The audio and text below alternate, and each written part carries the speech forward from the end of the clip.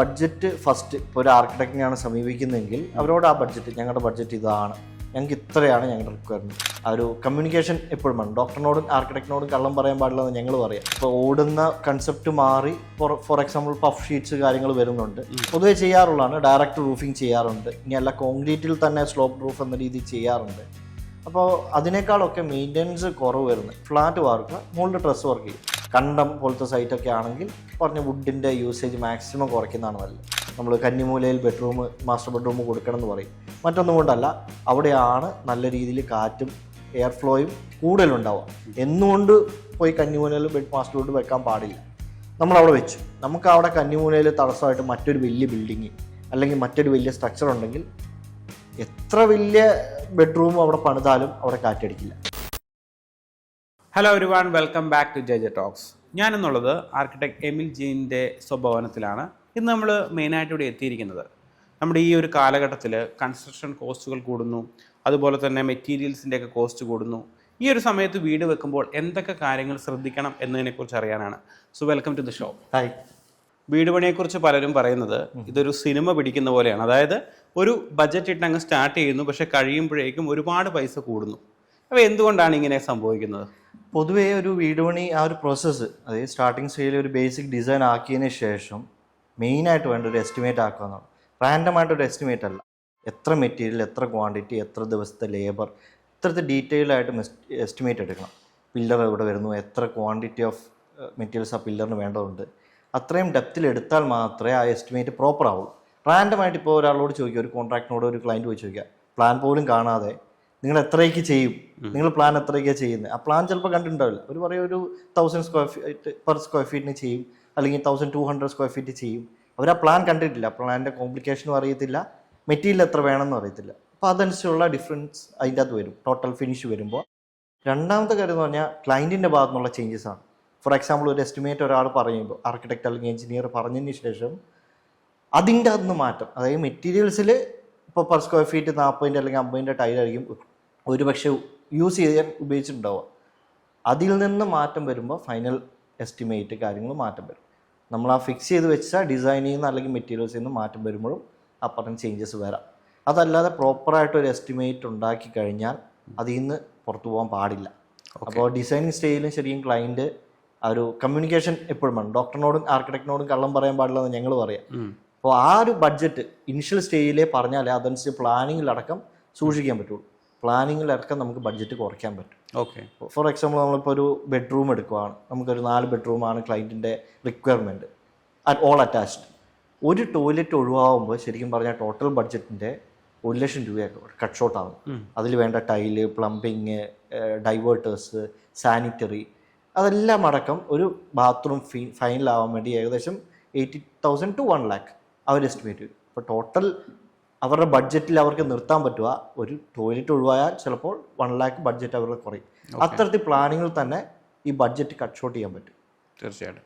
അപ്പോൾ നമ്മുടെ കേരളത്തിലെ കാലാവസ്ഥയിൽ കൺസ്ട്രക്ഷൻ മേഖലയിൽ നമ്മൾ നോക്കുകയാണെങ്കിൽ പലതരം രീതിയിലുള്ള വീടുകളുണ്ട്. അതായത് ട്രോപ്പിക്കൽ രീതിയിൽ പണിയുന്നുണ്ട്, കണ്ടംപററി ഉണ്ട്. സത്യം പറഞ്ഞാൽ ഏതാണ് കേരള കാലാവസ്ഥയ്ക്ക് ഏറ്റവും സൂട്ടബിൾ ആയിട്ടുള്ള രീതി? ക്ലൈമറ്റ് വൈസ് നോക്കിക്കഴിഞ്ഞാൽ എപ്പോഴും ആ ട്രഡീഷണൽ ട്രോപ്പിക്കൽ സ്റ്റൈൽ തന്നെയാണ് എപ്പോഴും നല്ലത്. കാരണം നമുക്ക് നമ്മുടെ നാട്ടിൽ ഒരു 6 മാസമൊക്കെ കണ്ടിന്യൂസ് മഴ കിട്ടുന്ന സമയമുണ്ട് ഇയർലി. അത് ഓരോ ഇയർ എൻഡ്സ് മാറ്റം വരുന്നുണ്ട്. അത് മാത്രമല്ല ക്ലൈമറ്റ് മാറി വരുവാണ്. നമ്മളൊന്നും പറഞ്ഞാൽ കൃത്യം ജൂൺ 1 മഴ പെയ്യും, അത് ഇത്ര കാലം അടമഴയായിരിക്കും, അങ്ങനത്തെ ഒരു ഇല്ല. ഇപ്പോൾ ന്യൂനമർദ്ദം മാറി വരുവാണ്, ക്ലൈമറ്റ് അടക്കം മാറുവാണ്, നമുക്ക് പ്രെഡിക്റ്റ് ചെയ്യാൻ പറ്റില്ല. അപ്പോൾ അത്തരത്തിലുള്ള ഒരു ക്ലൈമറ്റിക് ചേഞ്ച് വരുന്നതോടൊപ്പം തന്നെ മെയിൻറ്റെയിൻ ചെയ്ത് പോകാൻ പറ്റുന്ന ഒരു ഡിസൈൻ ട്രോപ്പിക്കൽ അല്ലെങ്കിൽ ട്രഡീഷണൽ നമ്മുടെ നാടൻ സ്റ്റൈൽ തന്നെയാണ്.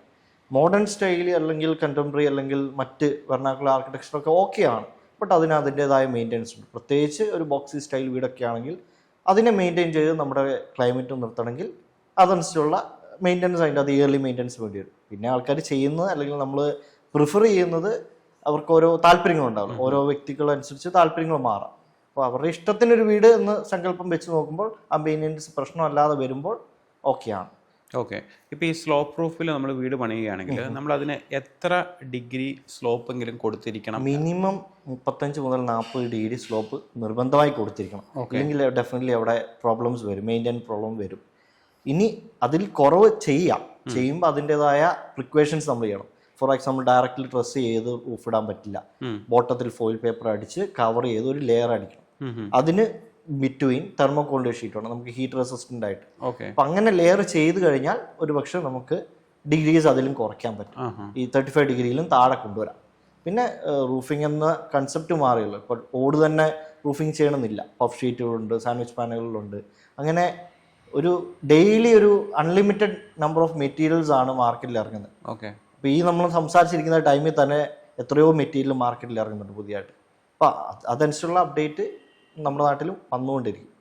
ഇപ്പം ആൾക്കാർ എനിക്ക് തോന്നുന്നത് വീട് പുതുക്കി പണിയുന്നതും കൺസിഡർ ചെയ്യുന്ന ഒരു കാലമാണ്. പക്ഷേ പലപ്പോഴും എനിക്ക് തോന്നുന്നത് എല്ലാവരും പറയുന്നത് ഇത് കോസ്റ്റ് കുറച്ചുകൂടി കൂടാനേ സാധ്യതയുള്ളൂ എന്നാണ്. അതായത് പുതിയതായിട്ട് ഒരു വീട് പണിയാൻ ആണോ ഉദ്ദേശിച്ചത്?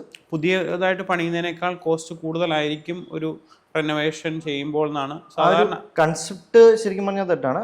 റിനോവേഷൻ ചെയ്യാൻ പറ്റും. ഫോർ എക്സാമ്പിൾ ആ ഒരു ക്ലയന്റിന്റെ റിക്വയർമെന്റും ആ റിനോവേഷന്റെ ബഡ്ജറ്റും ഓറിയന്റ് ആയി പോയി കഴിഞ്ഞാൽ റിനോവേഷൻ ആണ് ഏറ്റവും നല്ലത്. പകരം ഒരു 50 years ബാക്കുള്ള വീട് ക്ലയന്റ് ബഡ്ജറ്റ് കുറവാണ്, അപ്പോൾ അത് റിനോവേറ്റ് ചെയ്യാൻ നിന്നാൽ ചിലപ്പോൾ ഒരുപക്ഷെ ഈ ഡിമോളിഷനും കാര്യങ്ങളും എക്സ്ട്രാ വർക്കൊക്കെ ആയിട്ട് ചിലപ്പോൾ പുതിയതായിട്ട് ഒരു വീട് പണിയുന്നതിനേക്കാൾ കോസ്റ്റ് അതിൽ നമ്മൾ ഇൻവെസ്റ്റ് ചെയ്യേണ്ടി വരും. തീർച്ചയായിട്ടും. അപ്പോൾ റിക്വയർമെന്റും ക്ലയന്റിന്റെ ബഡ്ജറ്റുമാണ് ഈ റിനോവേഷൻ ആണോ വേണ്ടത് അതോ പുതിയൊരു വീടാണോ വേണ്ടത് എന്ന കാര്യങ്ങൾ ഫൈനലൈസ് ആക്കുക. ആ ഒരു രണ്ടും ഓക്കെ ആയിട്ട് പോയി കഴിഞ്ഞാൽ റിനോവേഷൻ തന്നെയാണ് നല്ലത്. ഓക്കെ. ഇപ്പോൾ ഈ കോസ്റ്റ് കുറയ്ക്കുന്ന കാര്യം പറയുമ്പോൾ നമുക്ക് ഇന്നത്തെ മാർക്കറ്റിൽ ഇപ്പം ഈ വാർക്കാതെ കോസ്റ്റ് കുറഞ്ഞ രീതിയിൽ എന്തെങ്കിലും റൂഫിംഗ് നമുക്ക് ചെയ്യാനുള്ള മെത്തേഡ്സ് ഉണ്ടോ? ഞാൻ നേരത്തെ പറഞ്ഞ പോലെ തന്നെ റൂഫിന് ഇപ്പോൾ ഓടുന്ന കൺസെപ്റ്റ് മാറി ഫോർ എക്സാമ്പിൾ പഫ് ഷീറ്റ്സ് കാര്യങ്ങൾ വരുന്നുണ്ട്. അതിന് റേറ്റ്സ് എന്താണ് റൂം സൈസ് കാര്യങ്ങളനുസരിച്ച് റേറ്റ് മാറുന്നുണ്ട്. ഫോർ എക്സാമ്പിൾ ഒരു വലിയ ഹാൾ ടൈപ്പ് ആണെങ്കിൽ ഉള്ളിലെ റീഇൻഫോഴ്സ്മെന്റ് മാറുന്നതുകൊണ്ട് ഐ സെക്ഷനും സി സെക്ഷനും ഒക്കെ കൊടുത്തതിന് ശേഷം ഈ പഫ് ഷീറ്റ് വെക്കാൻ പറ്റുള്ളൂ.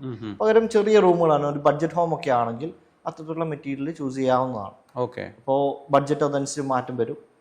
ഈവൻ ഓടാണെങ്കിൽ കൂടിയും നമുക്ക് ബഡ്ജറ്റ് നിർത്താൻ പറ്റും. ആ ഒരു എന്താണോ പ്ലാനിങ്ങിൽ നടക്കുന്നത് അതനുസരിച്ച് നിർത്താൻ പറ്റും. അപ്പോൾ കേരളത്തിലെ കാലാവസ്ഥയ്ക്ക് ചൂടൊരു മെയിൻ വില്ലനാണ്. കാരണം ഈ കഴിഞ്ഞ മെയ് ഏപ്രിൽ മാസങ്ങളിലൊക്കെ വളരെയധികം ചൂടാണ്. അപ്പം ഇപ്പോൾ ആൾക്കാർ ചെയ്യുന്ന ഒരു കാര്യം വാർത്ത വീടിൻ്റെ മുകളിൽ തന്നെ ഡ്രസ് റൂഫ് ചെയ്യുന്നതായിട്ട് കാണുന്നുണ്ട്.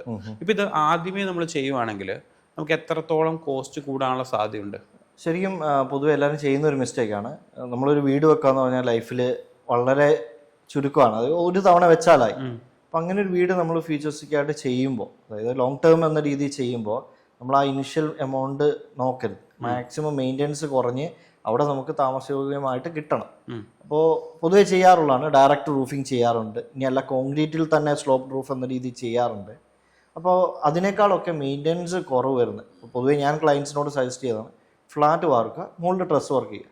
അപ്പോൾ അതിന് 3-4 ഗുണമാണ്. ഒന്ന്, ഡയറക്റ്റ് കോൺക്രീറ്റിൽ ചൂടടിക്കാത്തതുകൊണ്ട് തന്നെയും റൂഫും കോൺക്രീറ്റും തമ്മിലൊരു വേക്കൻറ്റ് സ്പേസ് ഉള്ളതുകൊണ്ടും ചൂടധികം ഫസ്റ്റ് ഫ്ലോർ ആണെങ്കിലും ആ റൂമിനുണ്ടാവില്ല. മാക്സിമം പുറത്തേക്കാൾ ഒരു 2 to 3 ഡിഗ്രി കുറഞ്ഞു നിൽക്കും ഡയറക്റ്റ് ചൂടടിക്കാതെ. കോൺക്രീറ്റിൻ്റെ ഒരു പ്രശ്നമാണത്. ചൂടടിച്ചു കഴിഞ്ഞാൽ അത് ഉള്ളിലോട്ടും വരും. രണ്ടാമത്തെ കാര്യം എന്ന് പറഞ്ഞാൽ ഈ മെയിൻ്റനൻസ്, അതായത് മഴ മൂലം വരുന്ന മെയിൻ്റനൻസ് കാര്യങ്ങൾ ഒഴിവാക്കി കിട്ടും. ക്രാക്ക് കാര്യങ്ങൾ, കോൺക്രീറ്റിൽ അവിടെ വെള്ളം വീഴാത്തതുകൊണ്ട് തന്നെ ഇത്തരത്തിലുള്ള പ്രശ്നങ്ങളൊന്നുമില്ല. വാട്ടർ പ്രൂഫിൻ്റെ കോസ്റ്റ് അവിടെ കട്ട് ഷോർട്ടാവും. മൂന്നാമത്തെ കാര്യം എന്ന് പറഞ്ഞാൽ നമുക്കിപ്പോൾ വീടിനുള്ളിൽ വെക്കേണ്ടാത്ത കുറേ കാര്യങ്ങളുണ്ടാവും. ഫോർ എക്സാമ്പിൾ നമുക്ക് കോമൺ ഏരിയയിൽ വേണ്ടാത്ത കുറേ കാര്യങ്ങൾ, പഴയ ബെഡ് ആവാം, അല്ലെങ്കിൽ പഴയ കളയാൻ താല്പര്യമില്ലാത്ത കുറേ ഒബ്ജക്ട്സ് ആണ്. അതൊക്കെ സ്റ്റോക്ക് ചെയ്ത് വെക്കാൻ പറ്റുന്ന ഒരു യൂട്ടിലിറ്റി സ്പേസ്, അല്ലെങ്കിൽ ഫോർ എക്സാമ്പിൾ ഇപ്പോൾ even washing and laundry space ആയിട്ടും റൂഫിൻ്റെ ഉള്ളിൽ കൺവേർട്ട് ചെയ്തെടുക്കാൻ പറ്റും. 2.4 മീറ്ററിൽ ഹൈറ്റ് നിർത്തണം എന്നേ ഉള്ളൂ. 2.4 മീറ്ററിൽ ഹൈറ്റ് നിർത്തി കഴിഞ്ഞാൽ അത് ഏരിയപ്പെടാത്ത രീതിയിൽ നമുക്ക് യൂസബിൾ സ്പേസ് ആയിട്ട് റൂഫിൻ്റെ ഉള്ളിൽ കൺവേർട്ട് ചെയ്തെടുക്കാം. ഇനീഷ്യലി ഈ ഒരു കൺസെപ്റ്റ് അല്ലെങ്കിൽ ഈ ഒരു പ്രോസസ്സിന് കോസ്റ്റ് കൂടുതലാണ്. അതുകൊണ്ടാണ് ആൾക്കാർ പൊതുവേ അത് ചൂസ് ചെയ്യാതെ. പക്ഷേ ലോങ് ടേം നോക്കുമ്പോൾ അവിടെ താമസിക്കാനും മെയിൻ്റെനൻസ് കുറഞ്ഞും എല്ലാം നിൽക്കുന്നത് ഈ ഒരു ടൈപ്പ് ഓഫ് ഇത് ചെയ്യുന്നത്. ഞാൻ ക്ലയൻറ്റിനോടും പൊതുവേ അത്രയാണ് സജസ്റ്റ് ചെയ്യുക. സ്റ്റൈലിൻ്റെ കേസിൽ പറഞ്ഞാലും ട്രോപ്പിക്കൽ സ്റ്റൈലാണ് ഞാൻ എപ്പോഴും പറയുക. ബട്ട് ക്ലയൻറ്റിൻ്റെ പ്രിഫറൻസ് ഞാൻ പറയില്ല. ഓരോ ആൾക്കാർക്ക് ഓരോ താല്പര്യങ്ങളുണ്ടാവും. അപ്പോൾ അതനുസരിച്ച് നമ്മൾ അഡാപ്റ്റ് ആവും. അവർക്ക് വേണ്ട സ്റ്റൈലിൽ നമ്മൾ ചെയ്തു. ഇപ്പം റൂഫിങ്ങിൽ തന്നെ ഇപ്പോൾ ഓട് മാത്രം എടുക്കുകയാണെങ്കിൽ ഓടിൽ തന്നെ ഒരുപാട് വെറൈറ്റീസ് ഉണ്ടല്ലോ. ചൈനീസ് ഓട്, സെറാമിക്. അപ്പോൾ അത് എങ്ങനെ വ്യത്യസ്തപ്പെട്ടിരിക്കും, ഇതിൻ്റെ ഗുണങ്ങളും ദോഷങ്ങളും? പൊതുവേ അതായത് നമ്മുടെ നാടനോട് തന്നെ തുടങ്ങാം. നാടനോടിൻ്റെ ഗുണം ഫോർ എക്സാമ്പിൾ റോയാണ്. അതിൽ പൊതുവെ ആർക്കിടെക്ട്സിനൊക്കെ ഇഷ്ടപ്പെട്ടതാണ്. കുറച്ച് പായലൊക്കെ പിടിച്ച് ആ റോ ഫിനിഷിൽ കിട്ടുന്ന ഒരു ഇത് അങ്ങനെ ഇഷ്ടപ്പെടുന്ന ക്ലയൻസും ഉണ്ട്.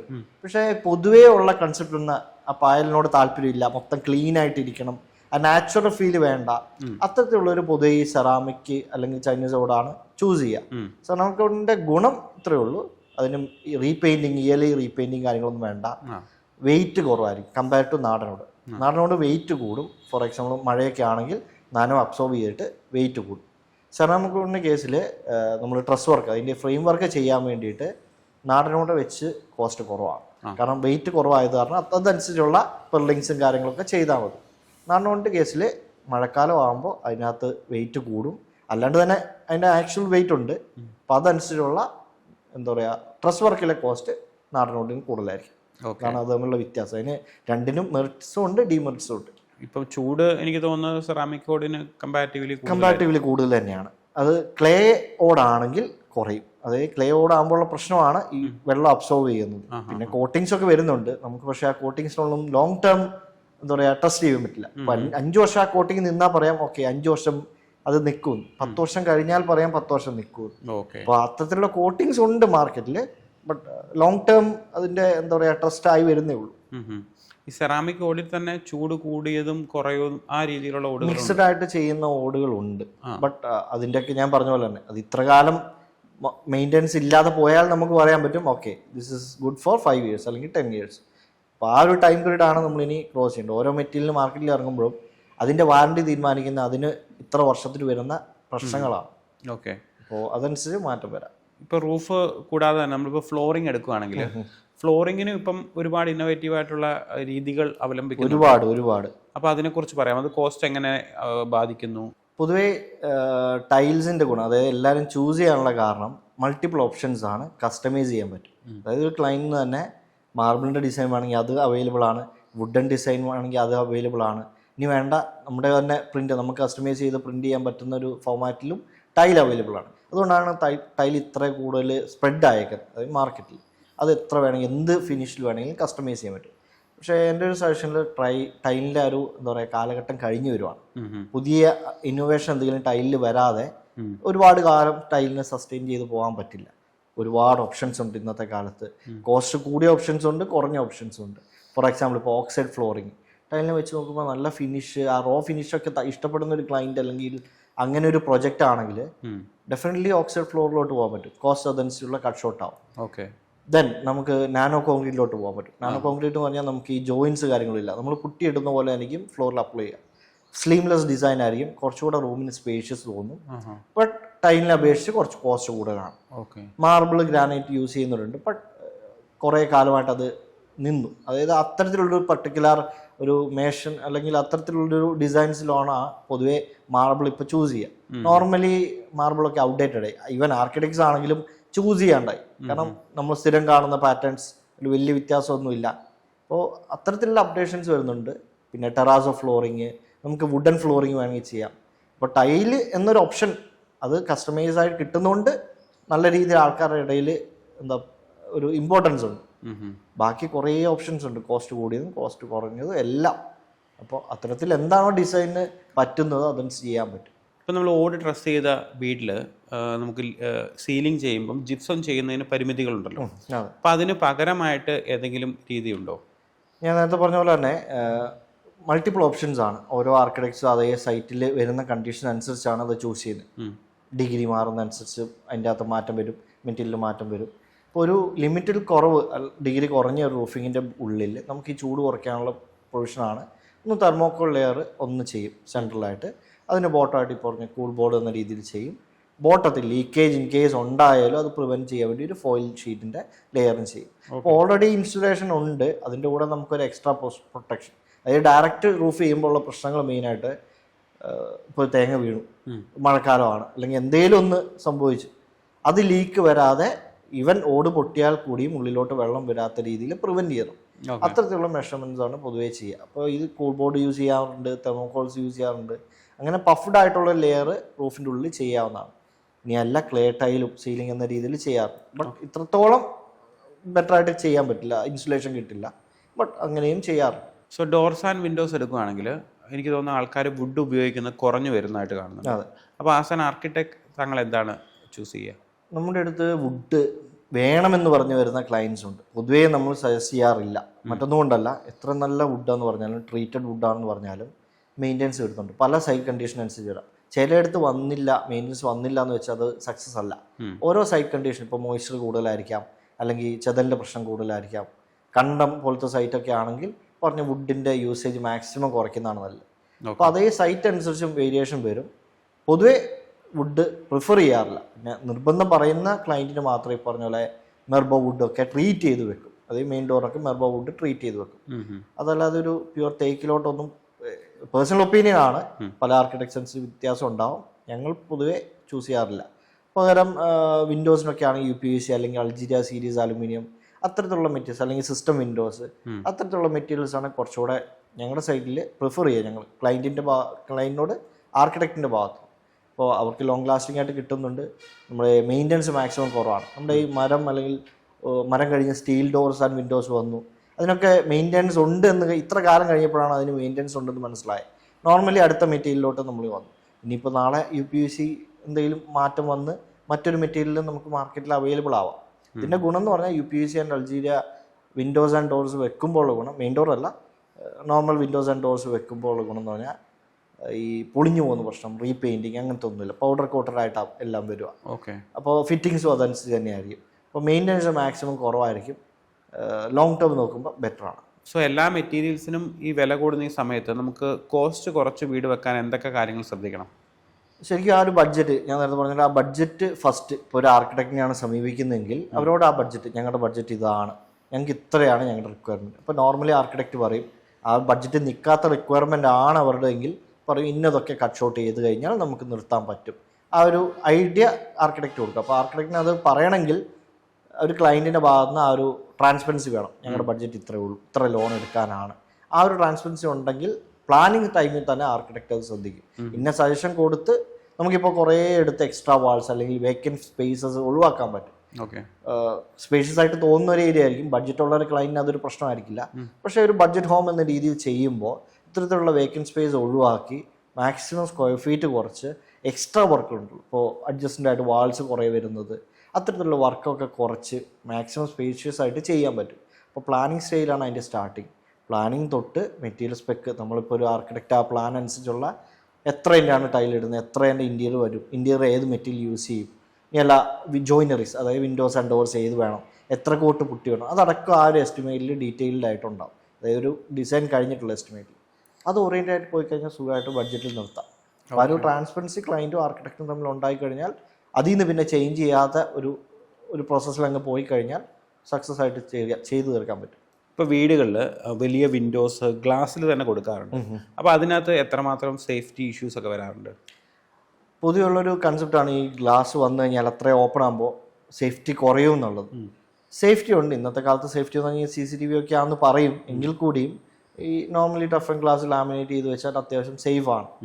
പൊതുവെ നാട്ടിൽ നടക്കുന്ന പ്രശ്നം ഈ ടഫ് ആൻഡ് ഗ്ലാസ് ഒരിക്കലും സേഫ് അല്ല. ടഫ് ആൻഡ് ഗ്ലാസ് മാത്രമാണെങ്കിൽ അതിൻ്റെ സേഫ്റ്റി എന്ന് പറഞ്ഞാൽ പൊട്ടിക്കഴിഞ്ഞാൽ ആളുടെ മേത്ത് വീഴുമ്പോൾ ഒരു പ്രശ്നമില്ല, അല്ലെങ്കിൽ അടുത്ത ആരെങ്കിലും ഉണ്ടെങ്കിൽ ആർക്കും ഒരു മുറിവ് കാര്യങ്ങൾ പറ്റില്ല. അതാണ് ടഫ് ആൻഡ് ഗ്ലാസിൻ്റെ സേഫ്റ്റി. പുറത്തുനിന്ന് ഒരാൾ ഇൻട്രൂഡർ വരാതിരിക്കാൻ പ്രിവെൻറ്റ് ചെയ്യണമെങ്കിൽ അത് ലാമിനേറ്റ് ചെയ്യണം. അപ്പോൾ ടഫ് ആൻഡ് ഗ്ലാസിനെ ലാമിനേറ്റ് ചെയ്ത് കഴിഞ്ഞ് ഫിക്സ് ചെയ്ത് കഴിഞ്ഞാൽ ഈ പറഞ്ഞാൽ നമ്മളിപ്പോൾ ചുറ്റിക്ക് അടിച്ചു കഴിഞ്ഞാലും മെഴുക് പോലെ ഇരിക്കും. പൊട്ടിച്ചെടുക്കാൻ കുറച്ച് പ്രയാസമാണ്. അതിന് എളുപ്പം അവർക്ക് 2 കല്ല് ഇളക്കി എടുക്കുന്നതാണ്, അതിലും എളുപ്പത്തിൽ കയറാൻ പറ്റും. അപ്പോൾ സേഫ്റ്റി ഇഷ്യൂ അതാണ് പൊതുവെ ഉള്ള പ്രശ്നം. ഒന്നാമത്തെ കാര്യം എന്താ പറയുക, ഈ ഓപ്പൺ ഫീൽ കിട്ടുന്നത്, പഴയ അഴികളൊക്കെ മാറി ഓപ്പൺ ഫീലിൽ വരുന്നത്. രണ്ടാമത്തത് ഇങ്ങനൊരു മിസ്കൺസെപ്റ്റ്, ടഫ് ആൻഡ് ഗ്ലാസ് വെച്ചാൽ സേഫാണെന്ന്. ടഫ് ആൻഡ് ഗ്ലാസ് ഒരിക്കലും സേഫ് അല്ല. ലാമിനേറ്റ് ഗ്ലാസും കൂടെ ആഡ് ചെയ്ത് വെച്ചാൽ മാത്രമേ അത് സേഫ്റ്റി എന്ന രീതിയിൽ പ്യൂറായിട്ട് വരുള്ളൂ. അതിനോടൊപ്പം തന്നെ പലപ്പോഴും ചോദിക്കുന്നത് ഈ വലിയ ഗ്ലാസ് കൊടുക്കുമ്പോൾ ചൂട് കൂടുമല്ലേ എന്ന്. ഡെഫിനറ്റ്ലി ചൂട് കൂടും. അപ്പോൾ അതിൻ്റെ പ്രശ്നം എന്ന് പറഞ്ഞാൽ ഒരു പ്ലാനിങ് സ്റ്റേജിൽ ഡയറക്ഷൻ നോക്കാതെ ആ ഗ്ലാസ് വയ്ക്കുന്നതാണ് എപ്പോഴും ചൂട് കൂടാൻ പ്രശ്നം. നമ്മുടെ കേരളത്തിലൊരു പൊസിഷൻ അല്ലെങ്കിൽ ജിയോഗ്രഫിക് കണ്ടീഷൻ അനുസരിച്ച് സൗത്ത് സൈഡിൽ മെയിനായിട്ട് വലിയ ജനൽ കൊടുക്കാൻ പാടില്ല. കാരണം സൂര്യൻ്റെ വെയിലടിക്കുക സൗത്ത് സൈഡിൽ നിന്ന്, സൗത്തിൽ. അപ്പോൾ അവിടെ നിന്ന് ഡയറക്റ്റ്ലി വലിയ ജനൽ കൊടുത്തു കഴിഞ്ഞാൽ നോർമലി ഡയറക്റ്റ് വെയിൽ അടിക്കും. അതായത് പാസീവ് അടിക്കുന്നതുകൊണ്ട് പ്രശ്നമില്ല. പക്ഷേ ഒരു വലിയ ഏരിയ മൊത്തം വെയിലടിച്ചു കഴിഞ്ഞാൽ ഒരു ടൈം കഴിയുമ്പോൾ, രാവിലത്തെ വെയിൽ കുഴപ്പമില്ല, ഉച്ചയ്ക്കത്തെ വെയിലൊക്കെയാണ് ആ ആംഗിളിൽ അടിക്കുന്നതെങ്കിൽ നോർമലി വീടിനുള്ളിലെ ചൂട് ടെമ്പറേച്ചർ കൂടും.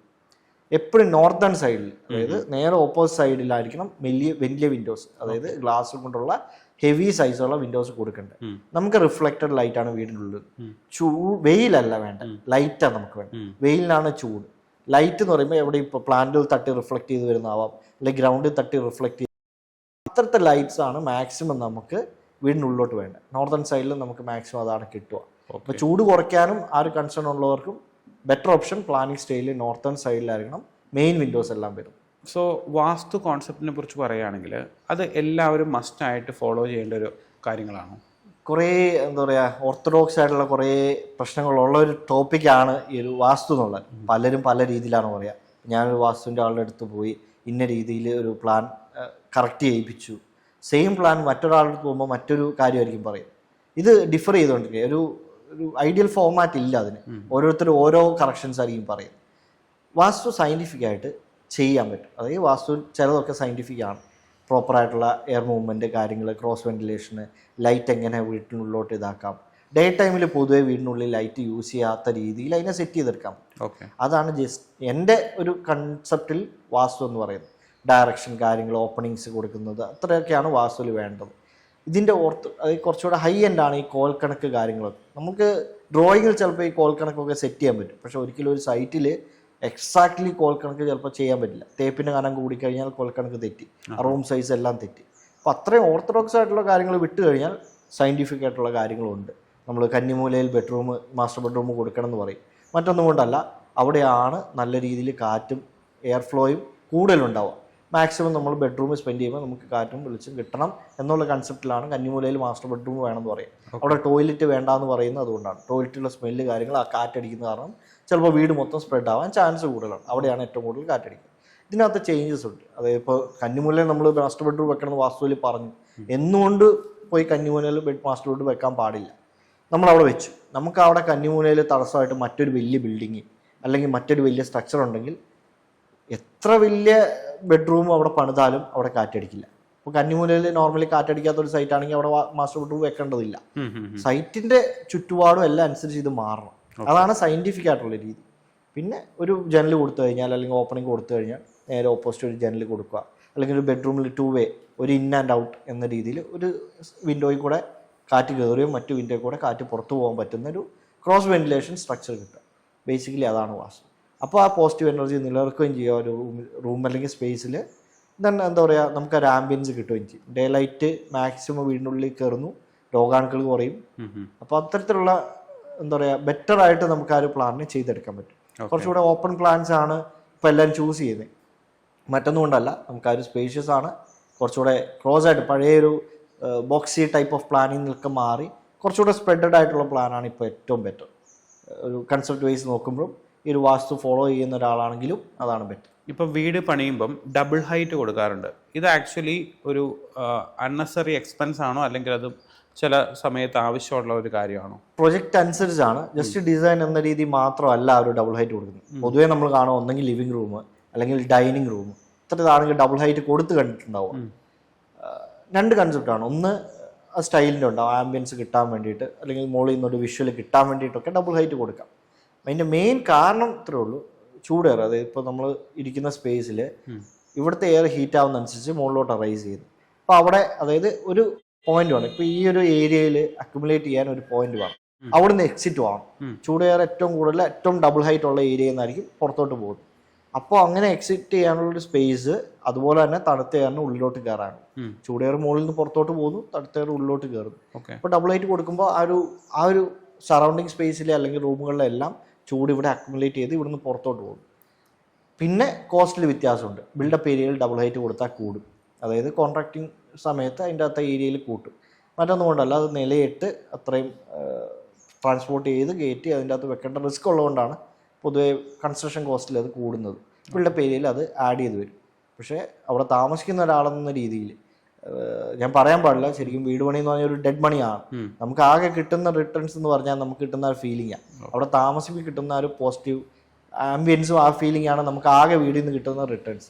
അപ്പോൾ നമ്മൾ അവിടെ പിശുക്കാൻ നോക്കിയിട്ട് കാര്യമില്ല.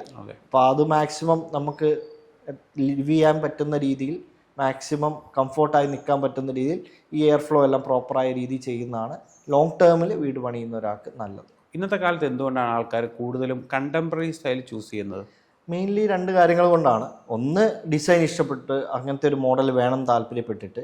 രണ്ടാമത്തെ കാര്യം, കണ്ടംപററി സ്റ്റൈലാണെങ്കിൽ റൂഫിങ്ങിൻ്റെ ചിലവ് കുറയും, നമുക്ക് പ്രശ്നമില്ലാന്നൊരു മിസ്കൺസെപ്റ്റ് ഉള്ളതുകൊണ്ടാണ് പൊതുവേ കണ്ടംപററി സ്റ്റൈൽ ചൂസ് ചെയ്യുന്നത്.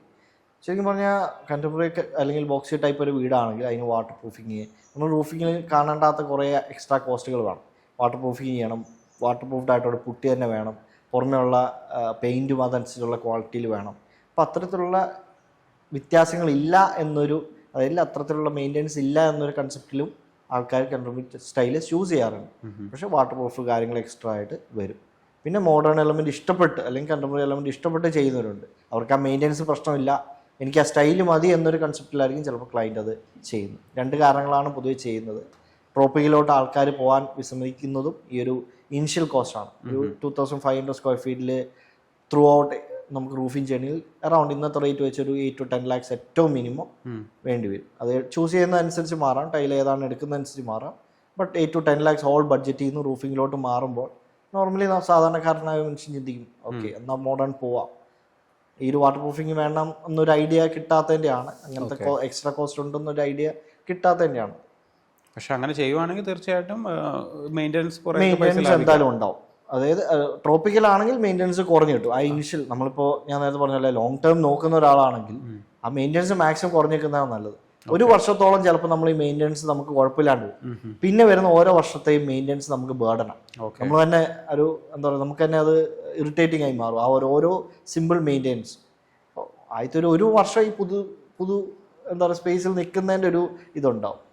മെയിൻ്റെനൻസ് മാക്സിമം കുറയ്ക്കുന്നതാണ് ലോങ് ടേം നോക്കുമ്പോൾ നല്ലത്. ഇപ്പോൾ എൻ്റെ ഒരു ക്ലയൻറ്റ് വീട് വെച്ചപ്പോൾ പറഞ്ഞത് അദ്ദേഹം ഒരു ആർക്കിടെക്റ്റിനെ ഏൽപ്പിച്ചു. പക്ഷെ പിന്നെയാണ് അദ്ദേഹത്തിന് മനസ്സിലായത് അത് ഒരു ആർക്കിടെക്റ്റ് ആയിരുന്നില്ല, ജസ്റ്റ് എന്താണ് വേറെ എന്തോ കംപ്ലീറ്റ് ചെയ്ത ആളായിരുന്നു. അപ്പോൾ നമുക്ക് എങ്ങനെ ഒരു ആർക്കിടെക്റ്റിനെ നമുക്ക് മനസ്സിലാക്കാം? പൊതുവെ ക്ലയൻസ് എല്ലാം ഫേസ് ചെയ്യുന്നൊരു പ്രശ്നമാണ്. നമുക്കും കുറേ കംപ്ലയിൻറ്റ്സ് വന്നിട്ട് ഞാൻ ഇന്ന ആളെ സമീപിച്ചു, ആർക്കിടെക്റ്റ് ആണെന്ന് പറഞ്ഞ് ഞാൻ പ്ലാൻ വരപ്പിച്ചു, പക്ഷെ പിന്നീട് അയാൾക്കൊരു പ്രൊഫഷണൽ എത്തിക്സ് ഇല്ല, തപ്പിപ്പിടിച്ച് പോയപ്പോൾ ഒരാൾ ആർക്കിടെക്റ്റ് അല്ല, ചിലപ്പോൾ ഒരു IIT കഴിഞ്ഞ ഒരാളായിരിക്കാം. അങ്ങനത്തെ പ്രശ്നങ്ങൾ പൊതുവെ വരുന്നുണ്ട്. ക്ലയൻറ്റിൻ്റെ ഭാഗത്തു നിന്നും അല്ലെങ്കിൽ ഒരു എൻക്വയറി ചെയ്യുന്ന ഒരാളുടെ ഭാഗത്തു നിന്ന് നോക്കുകയാണെങ്കിൽ ഏറ്റവും ആദ്യം ചോദിക്കേണ്ട ആർക്കിടെക്റ്റിൻ്റെ കൗൺസിൽ നമ്പറാണ്. അതായത് രജിസ്റ്റേർഡ് ആയിട്ടുള്ള ഒരു പ്രൊഫഷണൽ ആർക്കിടെക്റ്റ് ആണെങ്കിൽ ആ കൗൺസിൽ നമ്പർ ഉണ്ടാവും. ആ കൗൺസിൽ നമ്പർ ഉള്ള ഒരു ആർക്കിടെക്റ്റ് ആണെങ്കിൽ കൗൺസിൽ നമ്പർ അടിച്ച് സെർച്ച് ചെയ്യാവുന്നത്.